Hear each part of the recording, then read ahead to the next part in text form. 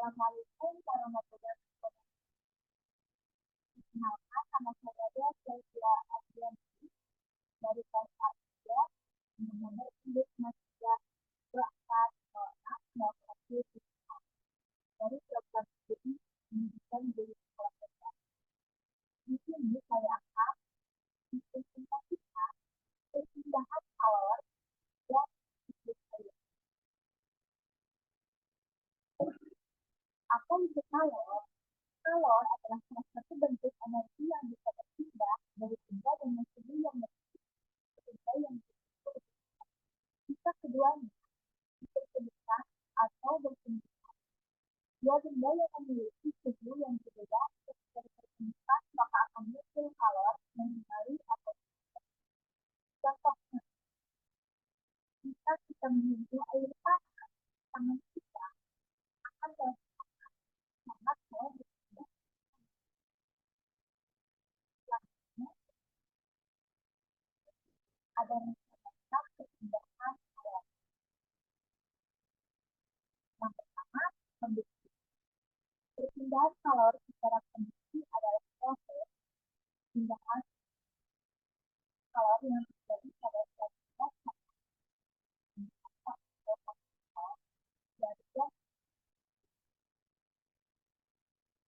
Konduksi ini terjadi pada gas padat bersama gas.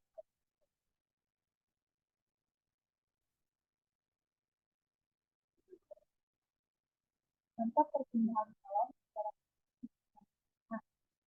Benda yang terbuat dari logam atau tanah itu bisa disebut. Nah, kita memegang tentang yang yang kedua, kita bisa menggunakan kita akan membuat menjadi panas. Yang ketiga, ketika memasak dengan api, terdapat perpindahan panas dari api atau kompor.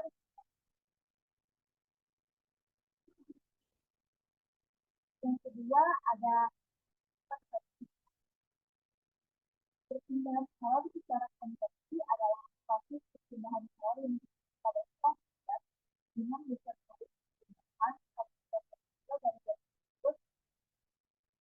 Konveksi ini terjadi pada fluida atau gas, air, dan gas.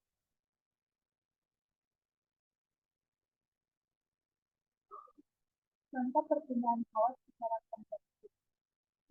Yang pertama, gerakan air dan turun air ketika dipanaskan.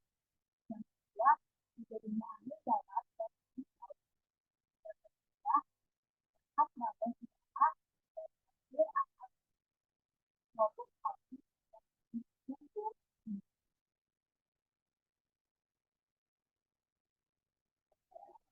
Yang terakhir ada radiasi. Perpindahan alor secara radiasi adalah perpindahan energi dalam bentuk tambahkan logam elektromagnetik atom pada bebas dan contoh perpindahan alor secara radiasi. Yang pertama, panas matahari bisa sampai ke bumi walaupun melalui ruang hampa di luar angkasa. Yang kedua, suhu yang panas atau hangat bisa berada di dekat sumber api, misalnya di dekat api unggun. Dia panas dari lampu ketika menghangatkan seluruh sumber. Dan terakhir, air menjadi suhu tersebut tidak panas dari selanjutnya siklus air. Apa itu air? Siklus air selanjutnya dari siklus hidrologi adalah proses alami yang membuat air terus menerus air menggambarkan pergerakan molekul air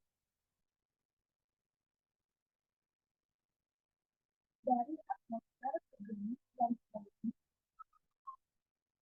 Sirkulasi ini tidak banyak definisi sehingga membentuk rangkaian besar perjalanan molekul air yang disebut macam siklus air. air berubah bentuk dari uap susulan dan padat.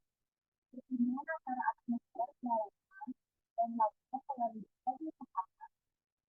Proses dan tahapan tersebut akan berulang terus-menerus sehingga air yang ada di bumi dan sekitar manusia akan.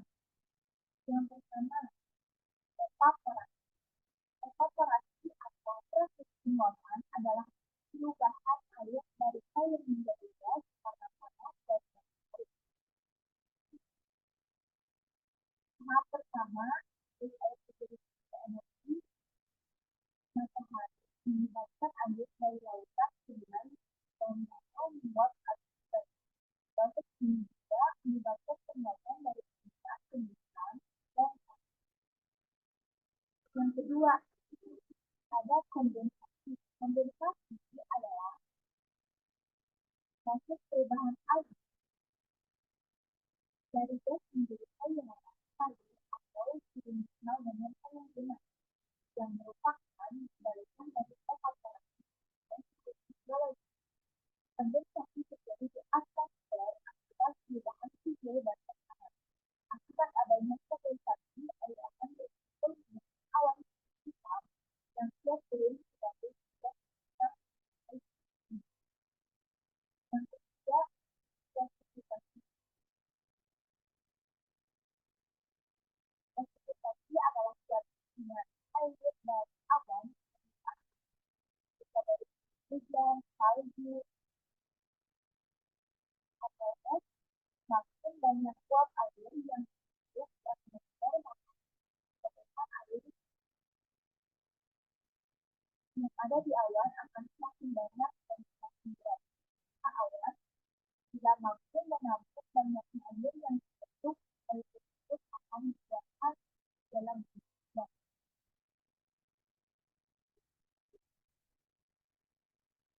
Yang keempat adalah filtrasi.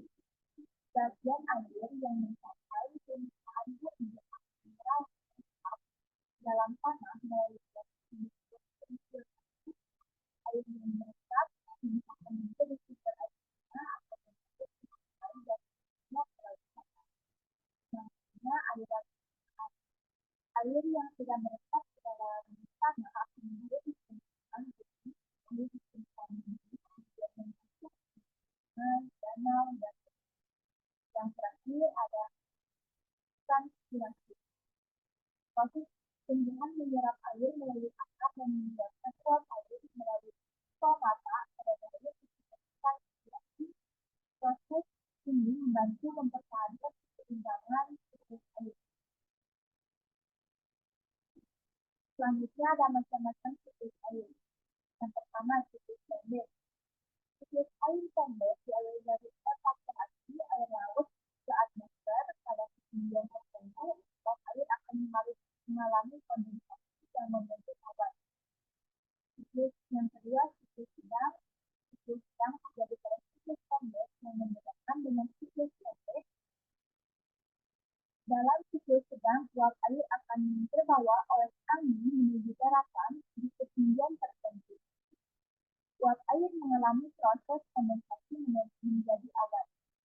Yang terakhir, siklus panjang. Siklus panjang diawali dengan evaporasi dan kondensasi air laut. Awan yang terbentuk dibawa oleh angin ke tempat yang lebih tinggi di area daratan. Awan yang terbentuk dari tadi bergabung dengan uap air yang berasal dari evaporasi danau dan sungai serta transpirasi tumbuhan. Kegunaan air bagi hidup, yang pertama bagi manusia, yang pertama kesehatan dan hidrasi, konsumsi dan persiapan makan, dan terakhir pertanian dalam produksi. Yang kedua bagi hewan, yang pertama kehidupan dan hidrasi, yang kedua sumber energi, yang terakhir kebersihan hidrasi, dan terakhir bagi tumbuhan, bagi populasi interaktif, transportasi nutrisi, dan pengaturan. Dampak kegiatan manusia terhadap siklus air.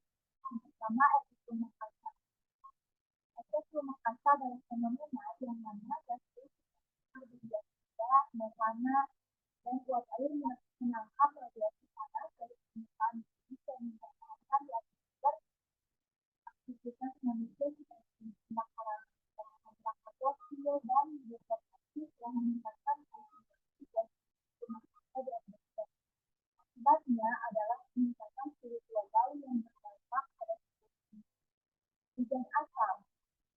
Hujan asam terjadi ketika gas-gas seperti sulfur dioksida dan nitrogen oksida bereaksi dengan uap di atmosfer membentuk senyawa asam sulfat dan asam nitrat. Hujan asam yang jatuh ke tanah dapat merusak ekosistem air tawar dan hutan. Yang terakhir, pencemaran air. Pencemaran air terjadi karena manusia masuk limbah industri dan domestik mencemari sumber air seperti sungai, danau, dan laut. Limbah ini mengandung bahan kimia beracun, logam berat, dan nuklir seperti nitrogen dan fosfor.